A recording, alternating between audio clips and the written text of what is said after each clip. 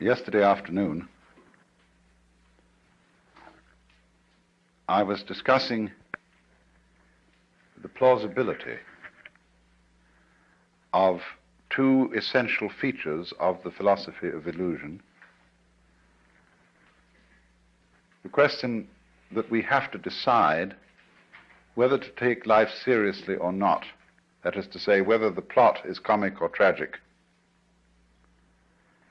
And if it's tragic, you see, must we say that it's ultimately tragic? And the question of who are you? And are we to say that I myself, right down at root, am just a little kind of jerk of some kind that really has nothing to do with this cosmos, but just arises in it and is here on sufferance for a short period, and then absolutely nothing follows, you see? Or the alternative to that is what I really am, the same as the whole thing, that is, the works, the it, or whatever you want to call it, Brahman, God, the Tao, the great void, the Buddha nature, I don't care, the self, anything, any name you want. And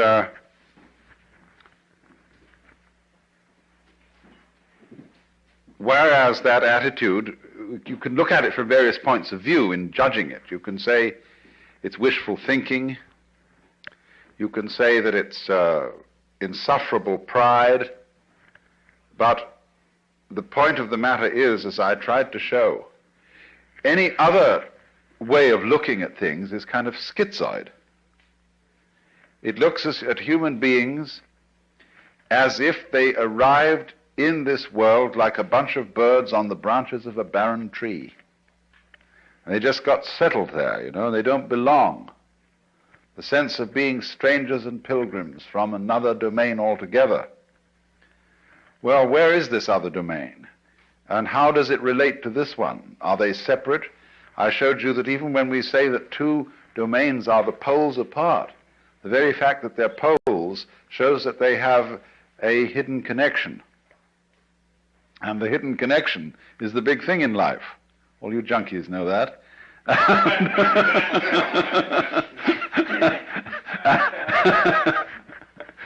And so, in other words, we get a pattern of organization that is radial rather than an assemblage, as if the universe were really a multiverse. A lot of things that got collected together out of the infinite wastes of space and sort of began to maunder around each other. Whereas the other pattern, which is so much more sensible, is central and radial, and I showed you how the crystals and the stars and the octopuses and even the human beings are all radial structures. Of course, we don't see our radial relationship to the totality of the universe because it isn't obvious. It's obvious that a tree is an arm of the earth reaching up and waving at the sky. And a mountain is another kind of radiation from the earth. And so is a leg from a body, and hair, and things like that. But what makes human beings, as the highest of the mammals, so conscious of being independent is that they are topologically an enclosed surface, you see, which wanders around independently of the ground. What we don't notice is that we are not independent of the ground at all, that wandering around is something that is entirely related to there being some ground. In other words, when you run up a hill, the hill also runs you up it. The hill rises and lifts you as you run, you see? And if you understand that, you don't take a hostile attitude to mountains and hills. You're grateful to them for lifting you up so high in the air, because that's presumably why you went up, that the thing was high. It was lifted up. You wanted to be lifted up. It lifted you up. You had to cooperate, of course. I always like the illustration that I've used before, perhaps you haven't heard it, of the thistledown. The thistledown, too, comes moving through the sky. I once was playing with the thing, you know, and just came out of the blue sky, and I caught it like that, pulled it under my nose, and it started to pull to get away, see? Looks as if it were a butterfly or something that pulls away when you catch it by the leg. And I thought, oh no, of course, that's not the thistledown, it's the wind. Well, which was it? You know, in a famous debate that was settled by the sixth patriarch of Zen, there were two monks arguing when a flag was flapping in the wind, whether it was the wind or the flag that was moving. And he said, it's neither, it's the mind. And so in a way the same thing was true about the thistledown. The mind is the moving thing, because which point of view will you take? Which attitude of mind will you take towards this? Is it the wind moving the thistledown? Or is it the thistledown that is moving itself with the wind? After all, when you see a sailing boat, and there's a man in the sailing boat, who is moving the boat? Is it the wind moving the boat? Or is it the man moving the boat because he was smart enough to put up a sail? Much smarter way of getting around than rowing. You don't have to work. It's intelligence, you see, the mind that moves the boat. And so in the same way, I thought, you know, this thistledown has some kind of intelligence. It's radial, it's organized, it's beautiful, and it's used that to sail itself with the wind, to enable itself to pull like a little organism playing with the wind. And so in just the same way, each one of us uses the universe to get around, and the universe uses us to play with, and to make games and patterns and to do its stuff. So because we seem to be disconnected and entirely sealed within our skin, that is a very deceptive thing, because the skin is not really the boundary of man. You'll notice that in various periods of art, human beings have been shaped in different ways. And have been more or less transparent at some times, at other times opaque, and sometimes the emphasis has been on the state of mind which this human being is in. At other times the emphasis is on the bodily conformations and so on.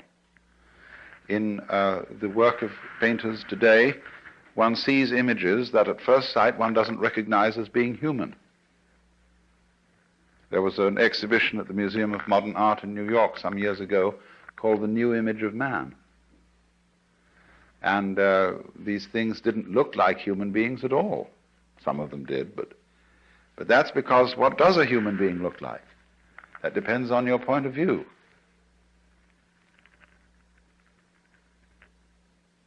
You see, if you are prejudiced that a human being is only what is inside his skin, then you think that when anybody paints the human being beyond those boundaries, that he's lost the image of man. He hasn't necessarily lost it at all.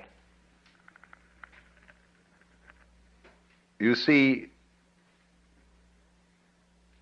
there's an old feeling that the shape of the universe is the shape of man. I don't know if you've ever heard that said. That man is the microcosm, and that the universe as a whole is the macrocosm. Now, as you plumb out into the universe and explore it astronomically, it gets very strange. You begin to see things in the depths that at first sight seem utterly remote. How could they have anything to do with us? They are so far off and so unlikely. And in the same way, when you start probing into the inner workings of the human body, you come across all kinds of funny little monsters and wiggly things that bear no resemblance to what we recognize as the human image. Look at a spermatozoon under a microscope, that little tadpole. And how can that have any connection with a grown human being? It's so unlike, you see. It's foreign feeling. And you get the creeps sometimes, the foreign feeling about yourself, if you feel your own pulse. Or if you're able to look at an X-ray in some way of your inner organs working. See, they're all strangers to us. We don't know about them. And they give us the creeps. as if they were, coming across some weird insects in the dark. That sort of feeling. But what we will always find out in the end, you see, when we meet the very strange thing and we look into the distant reaches of space, there will one day be the dawning recognition, that's me. Why, that's me. And the whole game of the universe, you see, is to appear as strange to itself as it possibly can. That's how one keeps variety going. That's how one keeps wonder going, and all kinds of exciting developments. How different can you get? In the beginning, the Lord said, get lost, to himself, you see. So we shall find, for example, that space that you see all around you and containing you, and you can feel space in many ways. Space is not only something that comes through the eyes. The movement of your arms, if with closed eyes, if for a blind person, is his way of knowing space. And you can hear space audibly. Lots of sounds appear to be in restricted spaces or ample spaces. And silence that goes with sound corresponds to space. And even St. Thomas Aquinas, that old Catholic theologian, said that good derives its virtue from evil, just as it is the silent pause that gives sweetness to the chant. So, but space, you see, that seems to contain, space is one's mind. This was common sense to people living in the early Renaissance, for example, at the time of Dante. There are many references in Dante's poetry to the identity of mind and space. And likewise in a 8th century text in China, the Sutra of the Sixth Patriarch, he likens the nature of mind to the nature of space. He says, just as space contains all the sun and the moon and the stars and the people and the mountains and the forests, so the nature of mind, the nature of consciousness, the nature of oneself contains all these things. So you see that if you think that way, you have an image of man that is global, that is very different from the image in which man is defined as bounded by his skin. That's a prejudice. We think now, for example, I have my own private thoughts. Well, nobody has private thoughts, because one thinks in images and words, and these words and images are derived from the whole thought structure of the society in which you live. We think thoughts. The domain of mind is very similar to the grid structure of an electric power supply system. You know, what happens is there's a network of power stations and transformers so arranged that if one of them gives out and fails to supply a certain area, immediately the grid connects them with other sources of power. Well, in rather a similar way, our minds are connected. Let's take one very obvious example of it. What Northrop Frye calls the order of words. The order of words is all existing literature, both rhetoric, what is spoken, of course, and what is written down. Now, it's his theory that as a scholar of literature and the history of literature, he can take any piece of writing of a reasonable length and tell you when it was written. Because everything that is written and said is inescapably related to the whole order of words. And it's amazing what little things you might not notice would give you away. Because he can say, well, obviously he has read this thinking, say, of a particular novelist or poet. So it must come after the date when that novel was published. But he couldn't possibly use an expression like that to say, for example, that it was a capital day. He would never use that expression living, say, in contemporary 20th century America. That's a Victorianism, or it's an Edwardian way of talking. And so by all sorts of little clues like that, the scholar can pin down a piece of writing to when it was written, you see. That is because every individual piece of writing is a function of all writing that's being done.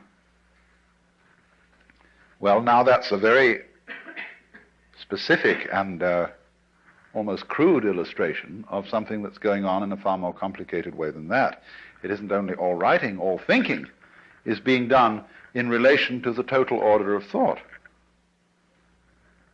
And in a still more subtle way, all living is being done in relation to the total order of life, to what de Chardin calls the biosphere, and it goes way beyond that, because of the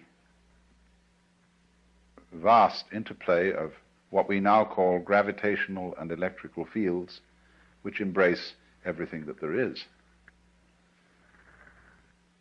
That is why the ancients, when a person was born, cast his horoscope. That was a map of the universe at the time of that person's birth.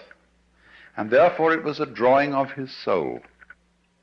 Because the soul is not inside the body. The body is inside the soul.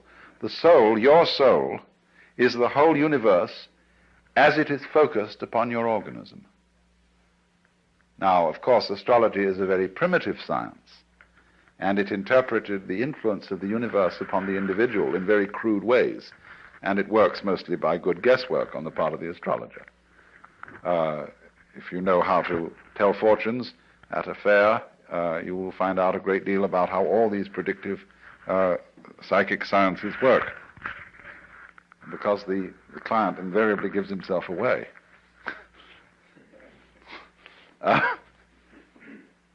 Either by his anxiety to be told the truth or by his anxiety to conceal it. They work equally well. Now, but there is, you see, underneath the astrological notion, a sound idea that the true map of the soul is the picture of the universe surrounding the individual. It isn't necessarily your soul is not the picture of the universe just at the moment when you were born, you see. It goes along all the time you live, because the whole thing expresses itself through you. And therefore, in that sense, the map of the stars, the horoscope, etc.,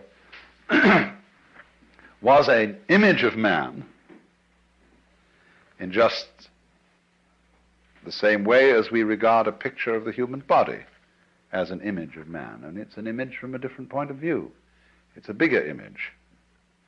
It shows, in other words, that your mind is very largely outside your body. After all, it's inside too, it's simultaneous. You see, I cannot think, I can't have a mind without seeing, feeling, and relating to other people. Without all the social institutions, not only language, but the laws, the customs, the gestures, the rituals by which we relate to each other. All those things compose the mind. For the mind is a huge network of relationships and interconnections at a high level of sensitivity. Mind and matter are, of course, polar. They go together. They are two ways of thinking about the same thing, or shall we say two dimensions of the same thing, just like length and breadth, or just, shall we say, like shape and color. You see, nobody ever saw a shape that wasn't colored. Nobody ever saw a color that wasn't shaped. And yet we can see there's a very clear difference between color and shape.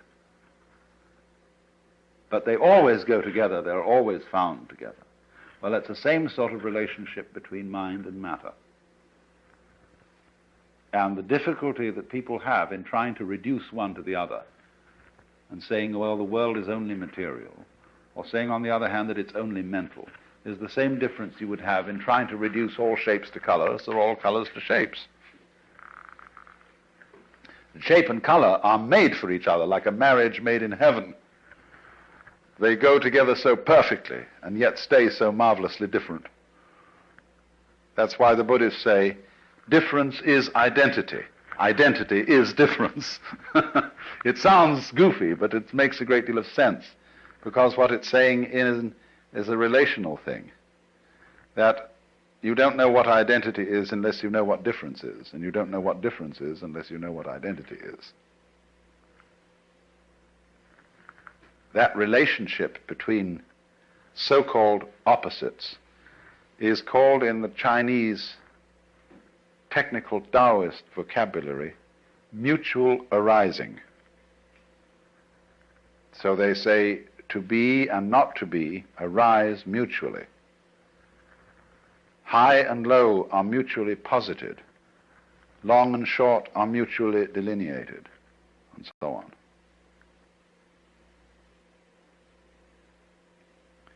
Now, what we see then is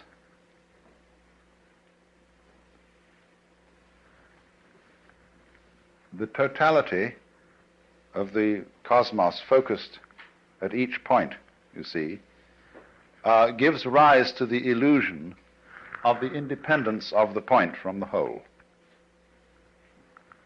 Just as the human being, by virtue of having an enclosed epidermis, and to be able to walk instead of having to be rooted to the ground, presents the illusion of being separate. And so that's why I asked Vada to do these demonstrations last night, because he showed visually the interdependence of the figure and the background, and how the two play together, how you can switch from paying attention to one to paying attention to the other, and in each case it's significant. That is an art that we have lost in our day-to-day perception of life, and it leads, practically speaking, to the serious problem of ecological blindness. That is to say, to the ignorance which most human beings seem to suffer from, especially in our culture, that they are inseparably related to their physical environment. It looks as if we aren't.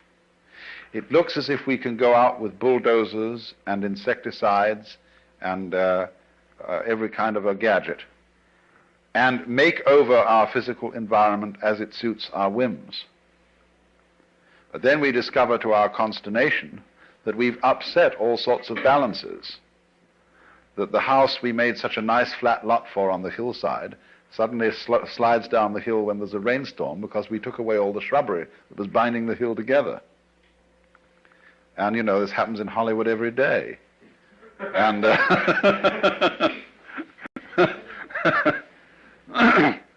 and nobody ever seems to learn. And that's, you see, there's this immense importance of overcoming the illusion of separateness. But people are afraid of that because they think it's communistic. They think that the grand style, the great thing about Western civilization, is its stress on individual personality and its value. And that we have created the ideal of personal integrity. That is to say that the most important thing in the world is the individual. All collectivities, corporations, states, and so on, exist as servants of the individual. And if they get in his way and they interfere with his private enterprise, whatever that may be, it's a bad thing.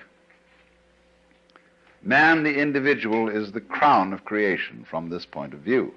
And therefore, when anybody suggests that individual man is not what you thought was an individual, but is in some way united with, grounded in the totality, then if you're this kind of rugged individualist, you mix up your vocabulary and you call the totality the collective.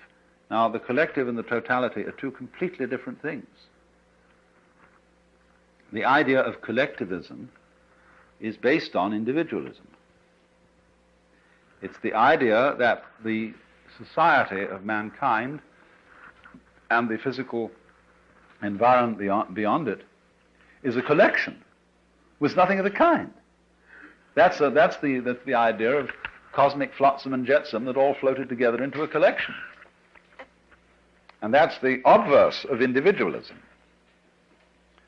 You know, American individualism is the same philosophy as Marxist collectivism, seen from the other side, because they're both based on the same erroneous sensation of individuality. Now, what people don't understand is that a complex and interesting personality is not a matter of being isolated. It's a matter of being deeply connected with and aware of one's relationship to the whole surrounding cosmos. Let's suppose that I'm preparing to make a date with some lady, and she's such an individualist that her thoughts are only occupied with herself.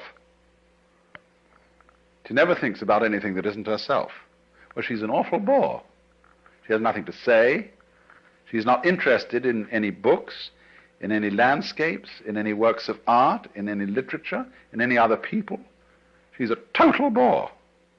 But the more, on the other hand, she would be interested in all those things that are supposed to be not herself, the more of a colorful personality she becomes. So the rule is to get away, you see, from these ideas of the individual as finding his individuality and uniqueness through independence, but rather finding his individuality and uniqueness through being related. Because, you see, that's what makes us look at the word relation from another point of view when we talk about our friends and relations. Supposing I come across some individual who I can't make out what kind of a thing he is. I can't make out where he came from. His accent isn't American, it isn't British. It isn't particularly Middle Western, it certainly doesn't have the overtones of New York or New England. He just talks flat. And as to his style of clothing, it's utterly nondescript. Well, I think this is pretty much of a bore. What I like to see in an individuality, in a physical individual, is ways that I can relate him to his ancestry. That he has this little subtle accent, or this mannerism, or this eccentricity, or whatever it is that connects him with a great background, you see? But it's his connection with his background that makes him so significant. If I can't see that connection, he becomes uninteresting. So, there is no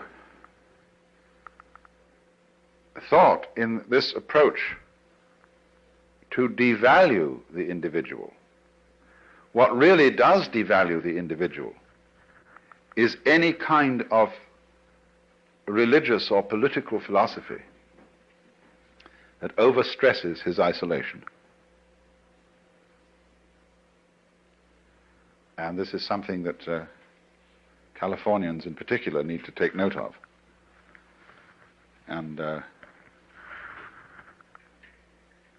because many people feel, you see, that the development of technology and of centralized government is a direct threat to the value of personality. Well, in some ways it is. But that is only because technology is being developed by personalities who don't understand what personality is. They're working on the old individualist -- collectivist point of view. They're the same.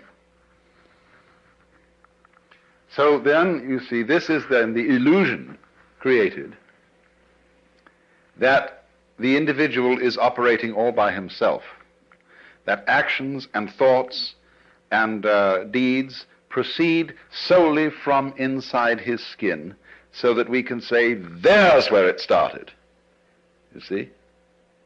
Well, that's the game of praising and blaming. The game of who started it, who can we give candy to, who can we bang on the head. In other words, somebody has to be it. As in The Farmer in the Dell, you know, and finally you get the end, the cheese stands alone, the cheese stands alone. Hi-ho the dairy, the cheese stands alone. Well, why? Who started it? The group.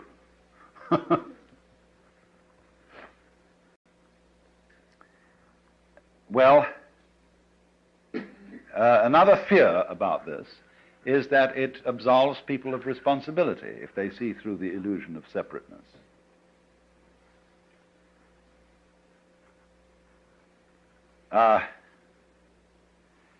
The truth of the matter is, actually, that no philosophy of history has really succeeded in making anybody more or less responsible.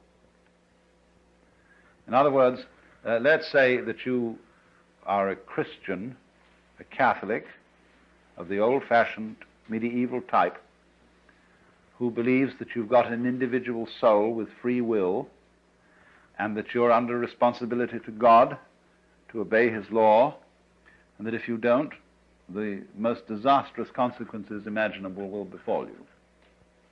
You'll fry in hell forever. There's no evidence whatsoever that believing in that made people any more virtuous than they are today. None at all. Indeed, clergy who believed in all this owned whorehouses and all kinds of things. They were just as contemptuous of law and order as anybody could be now. And part of the reason was, of course, that the threat of hell was an unimaginable penalty like the H-bomb. It's just too big to think about, and really brings justice into disrespect because it uses such crude and clumsy methods. You know, it's like using a steam hammer to drive in tacks.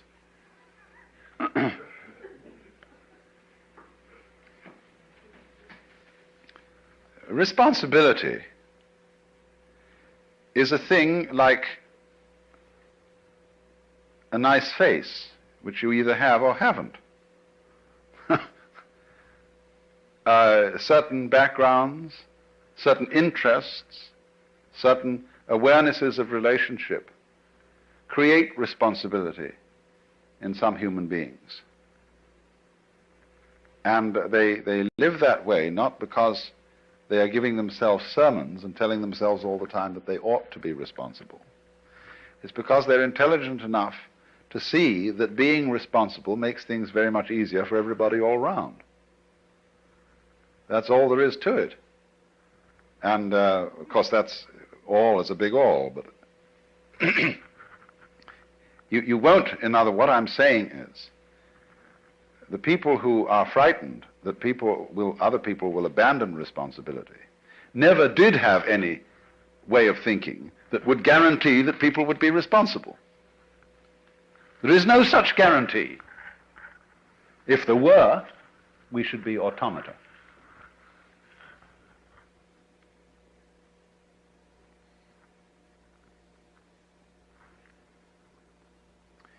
Now, I want to switch to another aspect of illusion.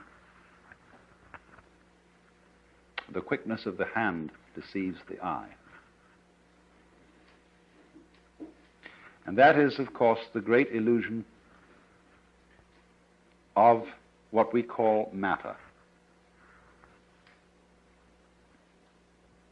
Density, impenetrability, opacity. I find it hard to talk about the illusion of matter because I'm a materialist. That is to say, I like material. And so I may seem to you to be quite self-contradictory. For example, a wine should have body. Pure alcohol doesn't. And it's terribly important in human character for there to be a blend of materialism and mysticism, between sensuality and spirituality. You see, people who are purely sensuous and materialistic get very boring. You can fill your lives with all good things, with Alfa Romeos and hi-fis and wonderful cameras and girls with beautiful bodies and Chris Crafts and dry martinis and Chanel No. 5, you know. And after a while, if that's all you've got, it gets sickening and the bottoms begin to feel like plastic and the martinis taste like medicine. And, and somehow, bleh, you get a distaste for life, and even for mountains and trees and waters. And then on the other hand, the purely spiritual approach to things is too rarefied, too earnest, too abstract, too purely Euclidean. And the people who are intensely spiritual and don't have any sensuality are always desperately serious, colorless, lacking in humor, and never are able to meet one as man to man with a kind of a friendly leer in the eye. That's terribly important. Yes, they live at a level of the frantic intensity. I see these two extremes need each other. Say, spirituality needs a beer and a loud burp, and sensuality needs a rough blanket and a hard bed and a cold night with the stars, you know, to wonder about. The sensualist as such, the materialist as such, has no wonder, and the mystic, the pure mystic, has no body. He's pure alcohol. Spirit.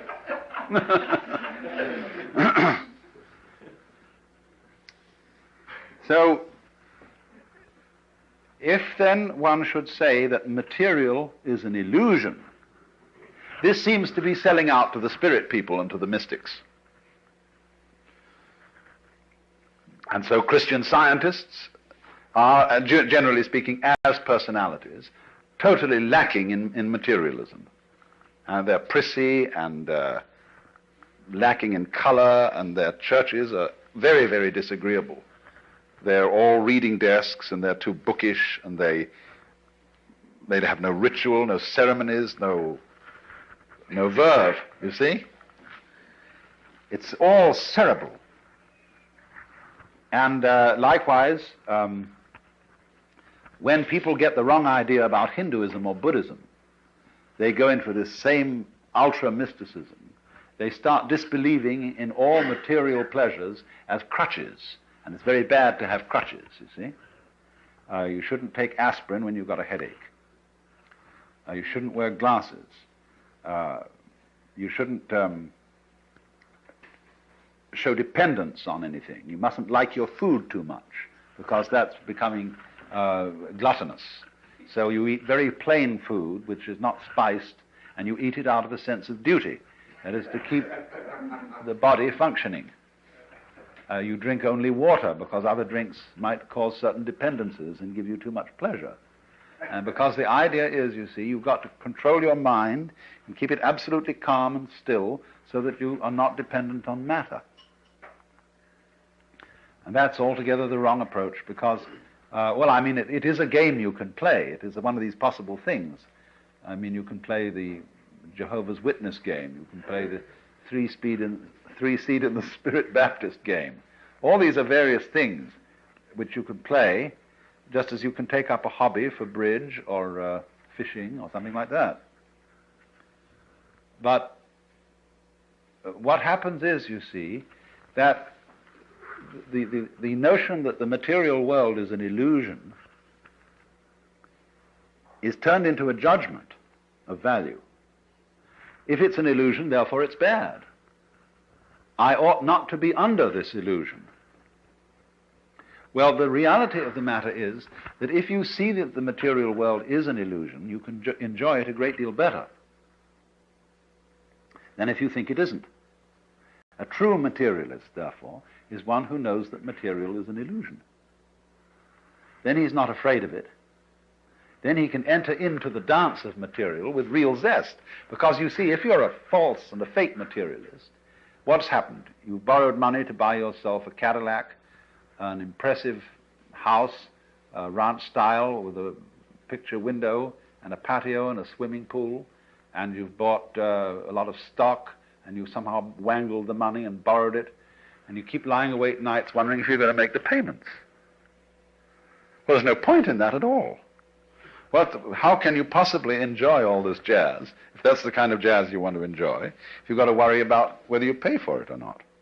And you get hopelessly involved, you get commitments here, commitments there, and finally you have a nervous breakdown and shoot yourself. The only way to enjoy material is to disbelieve in it, just as one can disbelieve in money. Then you can have zest for it, you see? Otherwise, it's much better to be poor. I mean, if you have no taste for this kind of life and no real interest in it, but feel that somehow you ought to have it for status reasons, it's much better to stay poor, not have any of that stuff at all. So, then this is the important thing I'm trying to say. Material is an illusion, but a great illusion. And the point is to swing it, and not to run away from it on the one hand, or to get stuck on it in the other. Then you can play with it. It's just like a wheel going round. If the wheel is too loose on the axle, it wobbles all over the place. If it's too tight, it won't revolve. But you kind of sit loose, you see, to this thing. Not too loose, though. Now, in what way, then, is the material world an illusion? Well, we know a lot about this now from our physics. And we know that what we call solidity is force, contained force. The agitation of particles or wavicles or whatever they are at such an immense speed that they become impenetrable to other agitations. So that when I put my foot on the floor, the reason it doesn't go through the floor is that the floor is coming into existence and going out of existence so rapidly that there is no interval through which my foot can penetrate.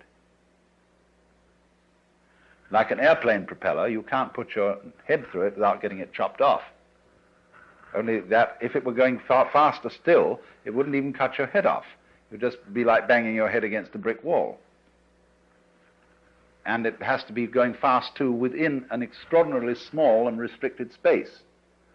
The airplane propeller is whizzing around through a considerable space in relation to the size of a head. But if it were going much faster, but through much smaller spaces, you see, then it would be like banging your head against a brick wall. So what we've got in our so-called physical objective world is a behavior of energy where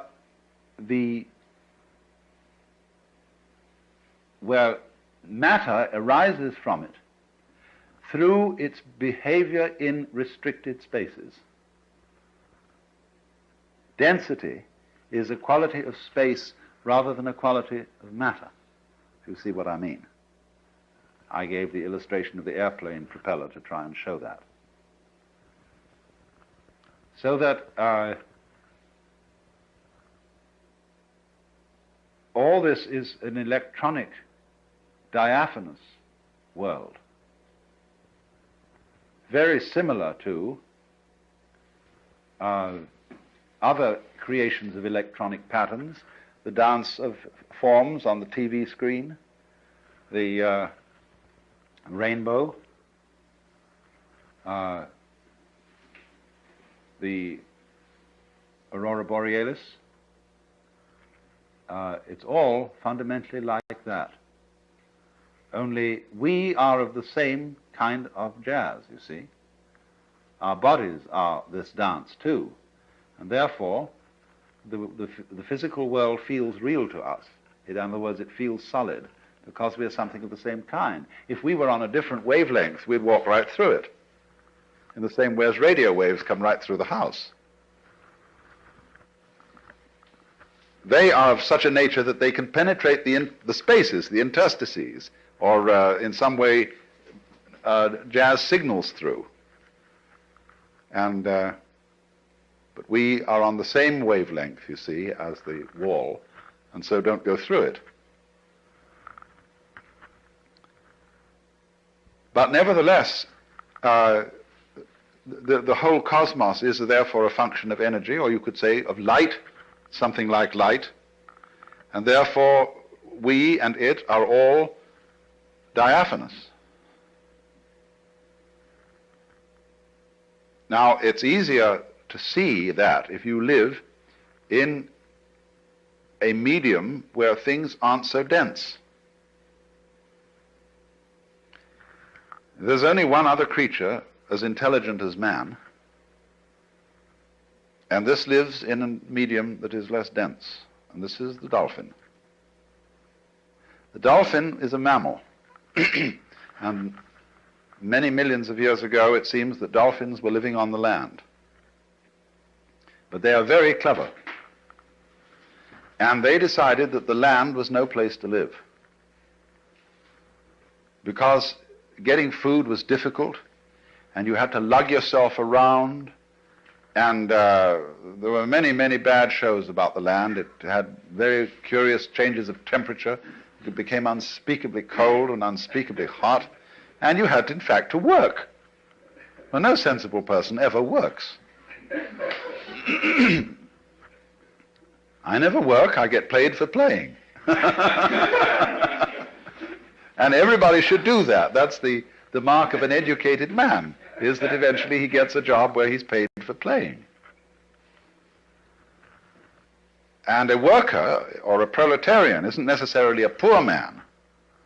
There are lots of poor, a poor man like, say, Selig Morgenrath or Eric Barker around here, they're not proletarians.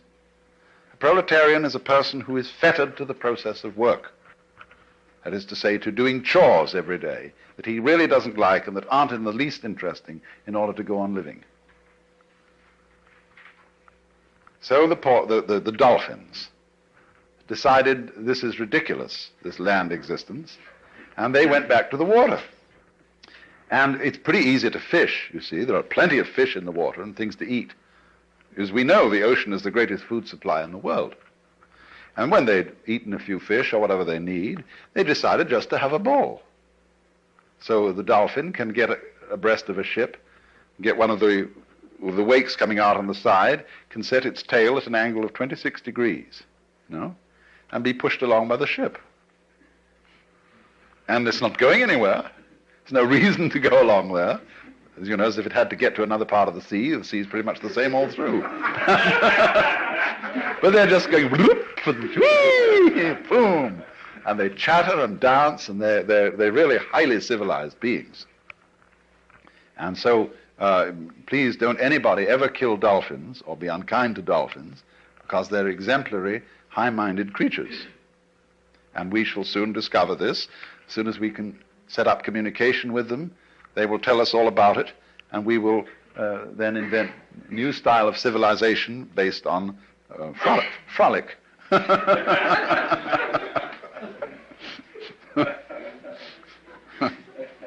But you see, they dance in the mode of water. Now, human beings, as Toynbee has pointed out, as their civilization progresses, they begin to lose their roots. And they are less and less tied to the land. They go into the air.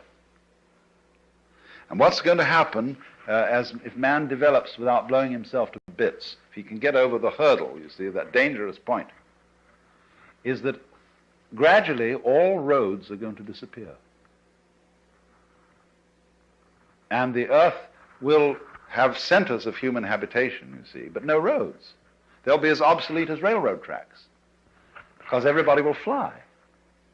And once the medium of air is much more fluid than the medium of water. And as we fly, you see, on the land, your values are all values of permanence, solidity, firmness. They're architectonic in the sense of our great stone structures, pyramids and things like that. But in the air and on the water, all values are fluid. And what you have to know to be a good airman is, of course, stars. Like whitethroats and other migrating birds migrate by the stars. Imagine.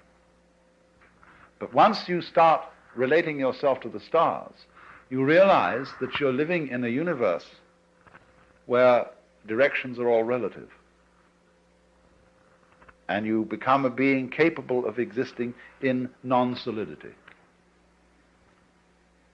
And that's why Buckminster Fuller, believed that all techniques and really all culture came from the sea. The men who first learned to sail were the wise men.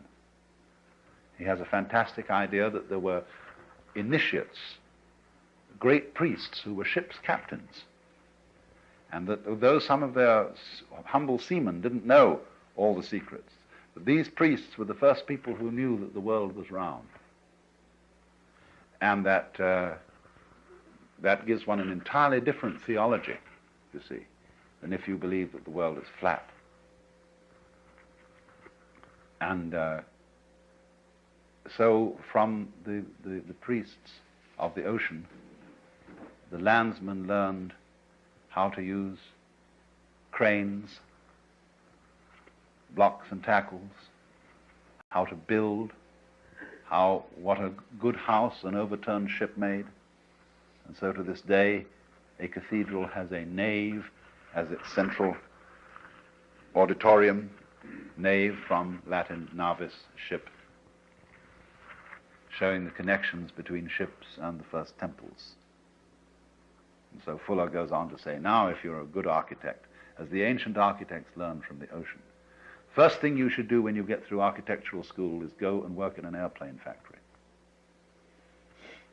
and understand the beautiful thing that man has made in a fine, fine airplane, you see, which is as great as a bird in its own way, because that's the architecture of insecurity. And that really lives with insecurity.